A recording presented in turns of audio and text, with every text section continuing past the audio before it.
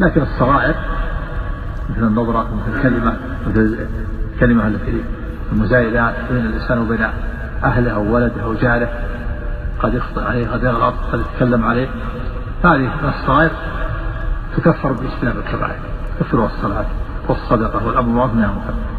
فقال عمر ليست هذه، ما أسألك عن الفتنة هذه فتن الصغائر، ولكن أسألك عن الفتنة التي تموج كموج البحر، يعني تضطرب اضطراب البحر عند هيجانه، وكنا بذلك عن شدة المخاصمة وكثرة المنازعة وما ينشأ عن ذلك من المشاكل والمقاتلة.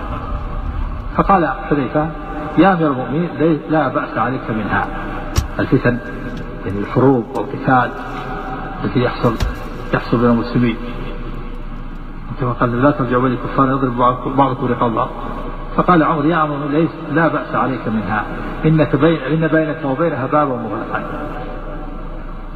وهذا هو الشأن. أخبر النبي صلى الله عليه وسلم أن بين عمر وبين باب مغلق، بين الفتن باب مغلق، فإذا كسر هذا الباب جاءت الفتنة. هذا من علم النبوة، هذا في شهادة الترجمة، علم النبوة في الإسلام. قال عمر لحذيفة يفتح الباب ويكسر؟ قال بل يكسر. قال ذلك أحرى أن يغلق، إذا كسر ما في شيء، لو كان يفتح، إذا كان يفتح يغلق مرة ثانية، لكن إذا كسر ما في شيء. المكسور ما يعاد مرة ثانية، مكسور كسر ما يغلق، الباب المكسور ما يكسر، لكن الباب المفتوح يغلق مرة أخرى، يفتح ويغلق. فلما قال عمر هل الباب يكسر ولا يفتح؟ قال بل يكسر. قال ذلك أحرى أن يعني إذا كان يكسر ما في حيلة في إغلاقه.